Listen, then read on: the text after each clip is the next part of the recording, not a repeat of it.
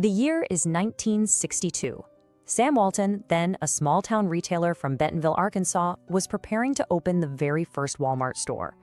Now, the established retail consensus, the big city department stores and the regional chains, they all said success required high markups, exclusive inventory, and urban locations.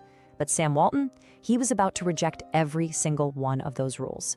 He was about to launch a retail revolution based on a simple yet profoundly powerful idea. And this slide, wow, this really gets to the heart of it. What you're looking at isn't just a business plan, it's basically a declaration of war on the entire retail establishment. On the left, you've got the comfortable, accepted wisdom of the time. The playbook was pretty simple. Find some desirable products, mark them up as high as you possibly can, and sell them in these glamorous city stores. It was a game of prestige, right? Of exclusivity, high profit on every single thing sold.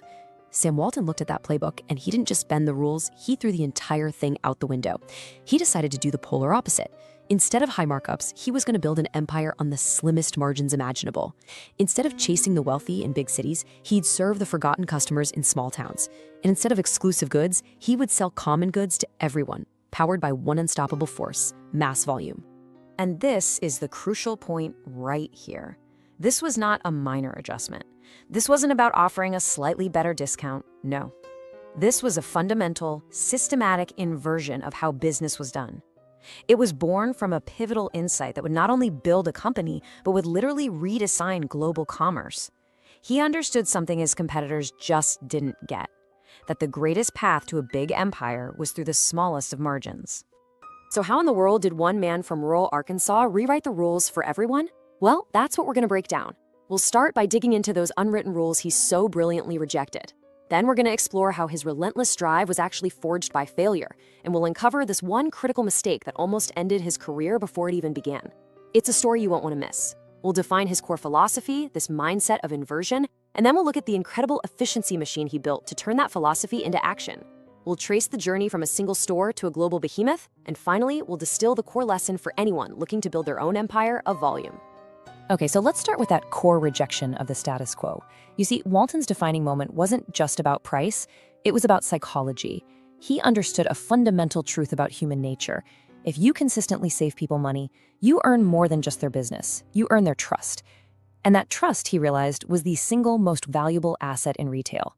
So he wagered that unwavering loyalty from millions of people, driven by the lowest possible prices, would generate a sales volume so immense that the pennies of profit on each item would compound into an absolute fortune. He wasn't just trying to beat his competition, he was trying to build a whole new kind of relationship with the customer, one that made the old high-margin way of doing business feel like a total betrayal. Now, a mindset this radical, this disciplined, it doesn't just appear out of nowhere. It wasn't an accident. Walton's systematic drive, his obsession with efficiency and value, it was forged in the fires of hardship and some really crucial, painful lessons he learned early on. To truly understand the Walmart machine, you first have to understand the man who built it. So, what were these crucibles that shaped this revolutionary thinker? This timeline here, it really maps the creation of his obsession. It all starts in the 1930s. Growing up during the Great Depression, that instilled in him this bone-deep sense of frugality. He understood the power of a dollar because he knew what it was like to live without one. This wasn't just some business tactic, it was his worldview. Then, in 1945, he gets a shot. He opens his first store, a Ben Franklin franchise, and he just pours his soul into it, turning it into the most profitable one in the entire region. But then, in 1950, the hammer falls. He loses the store. Not because he failed, but because he'd made a rookie mistake on the lease. The landlord saw the gold mine Sam had created, refused to renew the lease, and just took it over for his own son. Can you imagine the devastation? He had built something from nothing, only to have it snatched away. That kind of pain doesn't just teach you a lesson, it burns a new philosophy into your very being. It created a lifelong obsession with controlling every single process, owning every advantage, and building a system that no one could ever take from him again. That scar is what led directly to the 1962 insight. So that brings us to the philosophy itself, the intellectual engine of the entire Walmart empire. After that painful failure, Walton came to this powerful belief that the ultimate form of control was providing so much value to the customer that they would simply never leave you. Everything else, the supply chain, the employee structure, the bare bones offices, was just a tool designed to serve this one central idea. This slide right here really codifies the entire philosophy. Let's break it down, because every single word matters here. First, it's a systematic belief. This wasn't some fuzzy goal, it was a structured, repeatable process baked into the company's DNA. Second, the path to a big empire is through the smallest of margins. That's the radical inversion, the counterintuitive heart of his whole strategy. But the real engine? That's the final phrase, treating cost reduction as a continuous, organizational imperative. You see, for Walton, cutting costs wasn't a project you just assigned to the finance department, no way.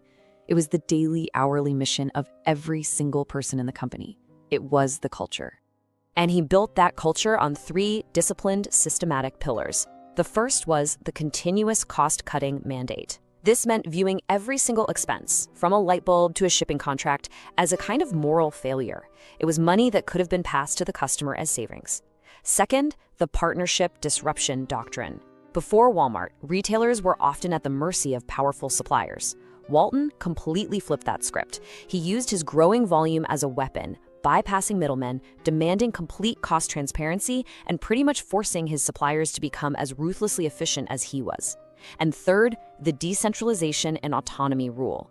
He knew he couldn't micromanage a sprawling empire, so he gave his store managers incredible autonomy, fostered intense internal competition, and then systematically shared performance data across the company, allowing the best ideas to rise to the top and spread like wildfire. So, we have the philosophy. But how did Walton turn these powerful ideas into a well-oiled machine that could execute at a global scale? That's what we're going to dive into next. This is where the abstract concepts of cost-cutting and value creation become tangible, operational realities. This is where the magic really happens. At the absolute heart of the Walmart machine was a revolutionary investment in logistics. At a time when all his competitors were outsourcing their supply chains to third-party wholesalers, Walton did something that seemed insane for a discount retailer. He poured millions into building his own proprietary distribution centers. This gave him total control, and it enabled his most powerful logistical weapon, the practice of cross-docking. This might look simple on the slide, but it is pure operational genius. In a traditional warehouse, goods arrive, they get put on a shelf, and they just sit there, sometimes for days or even weeks. And every second they sit, they cost money. You're paying for the building, the labor to move them around, the capital tied up in that idle inventory. Cross-docking just obliterates that storage step. Goods come in on one side of the building from suppliers, are immediately sorted, and go straight out the other side onto Walmart trucks headed for the stores, often in less than 24 hours. By eliminating warehousing time, Walton systematically removed this massive layer of cost and complexity that his competitors were still paying for. It was a permanent structural advantage built right into the physics of his company. But the machine wasn't just about trucks and warehouses. It was about people. Walton knew that for his cost-cutting mandate to actually work, he needed every single employee to be just as obsessed with saving money as he was. So he created this brilliant motivation loop you see here. He systematically used stock options and profit-sharing programs, which was super rare at the time for hourly workers. While other companies saw their employees as just another cost, Walton saw them as an asset, a distributed network of efficiency experts. The logic was simple. When the company saved money, those savings didn't just vanish into corporate profits. They flowed directly back to the employees. This created this powerful sense of ownership. Every worker, from the truck driver to the cashier, was personally motivated to find efficiencies and drive volume because they knew the company's success was their success. He didn't just hire workers, he created an army of cost cutters. So, you take the philosophy of radical inversion and you power it with a relentless efficiency machine, both in logistics and in people. When you put those two things together and you run them for a few decades, the result is just staggering. Let's take a moment to reflect on the immense scale of what Sam Walton actually built, transforming himself and the entire world of commerce in the process. Think about this transformation for just a second. On one side, you have the man who was unceremoniously kicked out of his very first business, a failure by any conventional measure, a small-town operator with barely any capital to his name. On the other, you have the founder of the single largest company on planet Earth by revenue. The journey between these 2 points is a testament to the raw, compounding power of his mindset. It proves that it's not about where you start or how much money you have, it's about the system you build. If you ever need a single number to quantify the success of the small margins, big empires formula, this is it. Over $600 trillion in annual revenue. This number is the thunderous, undeniable proof that Walton's radical idea actually worked. It's the mathematical result of selling billions and billions of items with just a few cents of profit on each one. The volume becomes a tidal wave of cash flow that is simply unstoppable. But his legacy is so much bigger than just one company, even when that large. He fundamentally rewired the global economy. He institutionalized hyper-efficiency, making centralized distribution and relentless cost optimization the new standard for nearly every industry. He permanently changed what we as consumers expect to pay for goods. The very idea of an everyday low price, that's a core part of his legacy. And perhaps most importantly for the business world, he proved that aggressively pursuing and dominating market share could be a far more powerful long-term strategy than simply trying to maximize profit on every individual sale. So, what do we take away from this incredible story? We've explored the history, the philosophy, the systems that built this empire. Now let's bring it all together and focus on the core, actionable lesson from Sam Walton's journey that can be applied to almost any ambition you might have.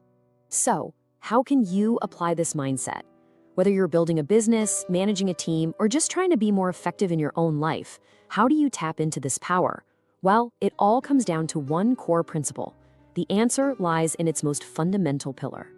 This right here is the core actionable advice. This is the thought process you have to adopt. Don't look at your budget or your expense report as some static list of costs to be paid. Instead, look at each line item as a problem to be solved, an inefficiency to be rooted out, a failure to be corrected. This fundamental shift in perspective, from passively accepting costs to actively attacking them, is the first and most important step to unlocking the kind of hyper-efficiency that built Walton's empire. It forces you to constantly innovate and find deeper value for your customer, your team, or your mission. In the end, Sam Walton built his empire on the profound truth that the ultimate path to scale is through radical affordability. The Walmart mindset provided a systematic blueprint for turning small margins into a big empire, all through relentless cost optimization. He showed the world that if you commit to finding the deepest possible value for your customer and you build an unbreakable machine to deliver that value, you will win. Because his story teaches us an immutable rule of business and of wealth. True wealth isn't built on high prices or exclusive access. True wealth is built on the systematic power of volume.